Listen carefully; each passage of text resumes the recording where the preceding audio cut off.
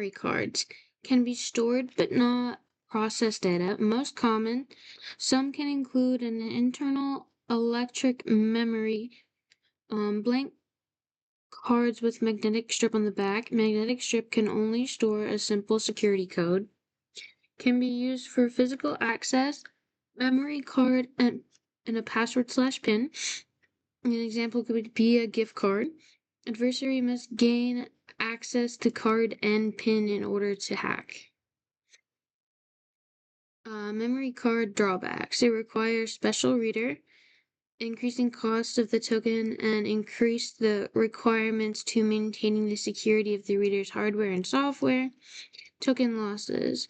If lost, the adversary only needs the PIN/password to gain unauthorized access. User dissatisfaction. Although users enjoy the easiness of memory cards, they may find they may find the need for computer access inconvenient. Types of user tokens: embossed, magnetic strip, memory, smart, contact, and contactless. Some examples would be an old credit card, a gift card, prepaid phone, and biometric ID card or credit card. Smart cards. Physical characteristics. Embedded processor looks like a blank card. Bank card can look like a calculator. Keys, small, like basically just any small portable object. User interface involves keypad and displays for human token interactions. Electronic interface requires an electronic interface to communicate with compatible reader/writing constant. Must be inserted into contact must be inserted into a reader with direct connection to the contact plate. Contactless. Only close proximity required. Reader and card have an antenna communication through radio interfrequencies, internal chips, smart cards. Authentication protocol. Purpose of a smart token is to provide a measure for users' authentication, classified using 3 categories. Static, which is user authentication with the token, and then the token authenticates the user to the computer. Dynamic password generator creates a unique password periodically, then entered into the system for authentication, must be initialized and kept synchronized. Challenge response. Generates a challenge, random string of numbers, generates a response based on that challenge. What is a smart card?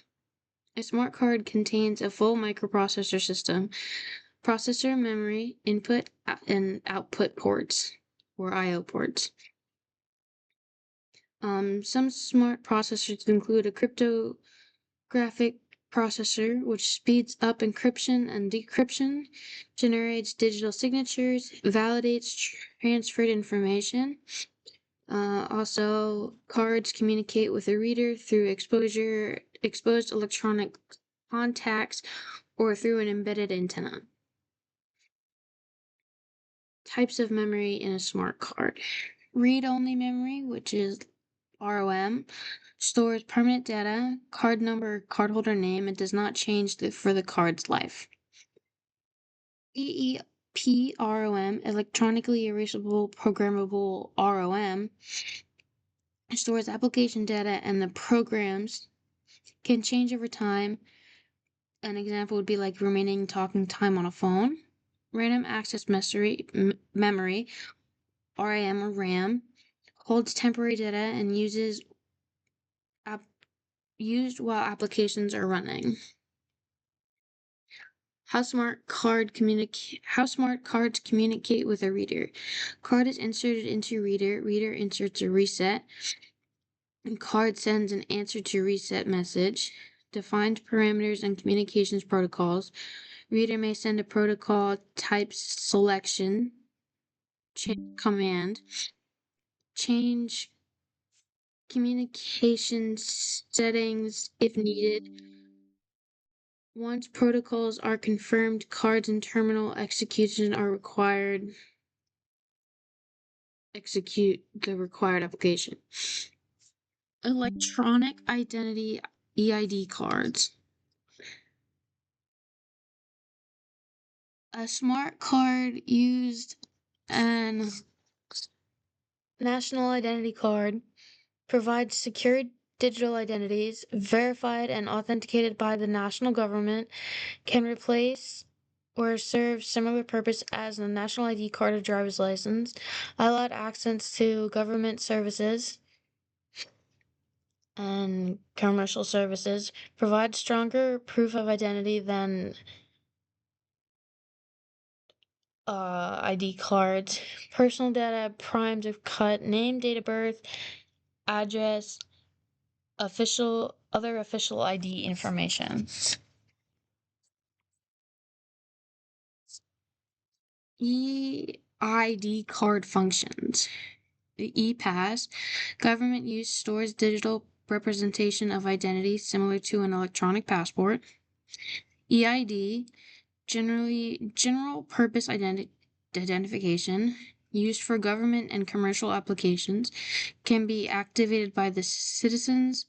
eSign, optional function, stores a private key and certificate used to generate digital signatures. ART can respond. Cards respond when powered on. PTS, reader and card agree on communication protocol. Command APDU, reader sends command. Respond APDU, card sends response. End session. And then those are the key terms at the bottom of the abbreviations. Electric identity cards. EID cards are secure digital identity documents used for government services, online authentication, identity verification, contains embedded chip storing, personal data, biometric data, digital certifications. Functions of an EID card. Authentication function, PIN protection for secure access, CAN MRS access numbers, electronic signature compatibility, supports both online authentication and offline identity checks. EID online authentication process. User visits a website service, requests an authentication. User enters PIN. EID verifies identity. Encryption data exchanges occur. Access is granted. User secures protocol. Server verifies digital certification. Protects against unauthorized access. Password authentication connection establishment, or PACE. Security mechanism for EID cards protects contactless communication. User enters a 6-digit PIN, MRS, or machine readable zone, or a CAN, a card access number, and establishes secure encrypted channel. Hardware authentication tokens. Physical authentication devices, commonly generated one-time passwords, OTP, add an extra security layer, often used in banking and government systems, or require synchronized with the server. One-time passwords, OTP. Password valid for only one login session, cannot be reused, may be time-based or counter-based, and reduce risks of replay attacks. TOTP, time-based one-time password. Based on shared secrets plus current time, passwords change every 30 to 60 seconds.